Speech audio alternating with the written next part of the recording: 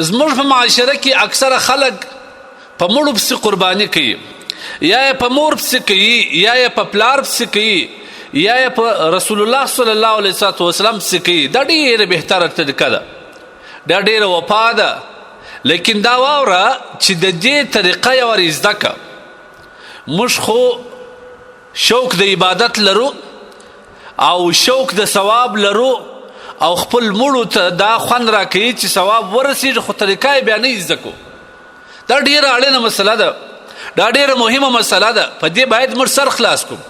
هر هغه کس که چیرې وغواړي دی یوازې په خپلو پیسو باندې په نبي علیه الصلاة وسلام پسې قرباني کوي، یا په مور یا په پلار پسې کوي، هېڅ مشکل نشته، دا جایز ده. دی دې ولاړ سي په خپلو پیسو باندې دې قرباني رانیسي، بیا دې د اختر په ورځ په هغه پسې حلال کړي. مسله په دا ځای کې ده، په یو کور کې 5 ورونه یې، په یو کور کې 6 ورونه یې، یا په یو غوایي کې 6 شریکان وي، اوومه حصه دې په ګډه سره راواخلي د الله د رسول لپاره اضحیه کې، یا په کور کې 5-6 ورونه یې، دا 6 ورونه را ولاړ سي په ګډه باندې د مور او په پلار پسې اخترۍ وکړي. هر ورور خپله ونډه پکې واچي، چا 15,000 چا 10,000، دا بیا په ګډه باندې دی رانیسي یو اخترۍ یا قرباني په رانیسي، بیا په مور پسې چې هغه مړه ده الله دې وبخښي، یا په پلار پسې خدای دې وبخښي په هغه پسې کوي. دا د ټولو ده چې په مشترک پیسو سره راجمع سول، دا قرباني نه رسي. ټیک دی ثواب به ورسېږي، لیکن د قربانۍ چې کوم ثواب دی هغه نه. ځکه بدایع او صنایع کې علامه کسانی رحم الله پر دې ډېر ښه وضاحت کړی. نو زموږ علما لیکي چې دا ورونه دې داسې وکړي، په دا ورونه کې دې دا 6 ورونه دي، 6 ورونه کې دې هر یو څونه پیسې کله 10,000 روپۍ رسېږي، یا 5,000 یا 6,000 هر څو چې رسېږي، هغه دې دا یوه ورور ته ور وبخښي، ور هبه دې کړي. هغه ورور دې را ولاړ سي، بیا په دغه پیسو دې اخترۍ رانیسي. زما مطلب دا دی چې په دې ګډو پیسو باندې یو اخترۍ رانیول او بیا په مور پلار پسې کول، دا د قربانۍ ثواب نه لري.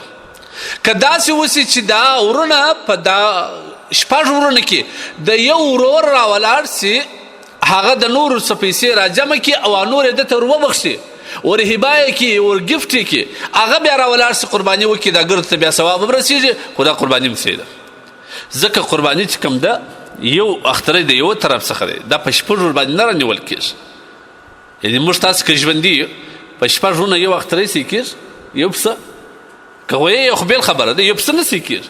د هغه رقم په مړ پسې هم باید موږ په 6 اووه باندې نه وکړو، که کوو نو بیا دې داسې وسي چې دا 6 ورونه دې را ولاړ سي، یوه ورور ته دې دا پیسې ورکړي چې واخه وروره دا ستا، بیا که تا په مور پسې قرباني کول که نه کول، هغه ورور بیا را ولاړ سي د دې په پیسې او خپلو پیسې سره را جمع کړي، نو بیا قرباني په رانیسي، بیا قرباني مور پلار ده یا هغه ایصال ثواب دپاره چې کوم قرباني د هغه وسوه. ځکه بیا دا داسې ده لکه یوه ورور چې وکړه، هغه دا رقم ده چې په ګردو باندې وسوه، او یوه قرباني په ګردو باندې نه سې کېږي.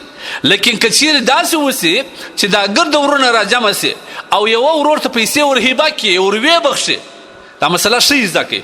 دا ورونه دې را ولاړ سي، که په پلار پسې کوي یا په مور پسې کوي، اول خدای دې چې هر یو دې جلا وکړي، ښه که خدای توان ورکړی، که نه په ګډه باندې کوي، نو بیا دې دا هر ورور چې څونه ونډه ورکوي د پلار په اخترۍ کې یا د مور په اخترۍ کې چې هغه مړه دي، نو بیا دې هغه دا یوه ورور ته ور وبخښي، چې ور ویې بخښل هغه یې مالک جوړ سو، هغه ورور به بیا را ولاړ سي په مور پسې یا په پلار پسې اخترۍ وکړي، ګویا دا یوه ورور وکړه.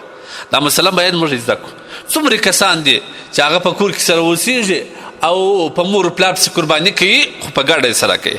د ګډې اعتبار باید داسې وسي چې دا ګډ ورونه یا په ګډه چې قرباني کوي یا پیسې سره جمع کوي، هغه باید یوه ورور ته پیسې ور وبخښي، چې د پلار د قرباني پیسې ته یې څونه پکې ورکوي، 10,000 روپۍ رسېږي، 15,000 رسېږي، 8,000 رسېږي، دا دې دا یوه ورور ته ور وبخښي، هغه دې بیا را ولاړ سي، قرباني دې په رانیسي، په دې پسې دې د ایصال ثواب و د ثواب په خاطر باندې حلاله کړي، ډېر غټ ثواب دی.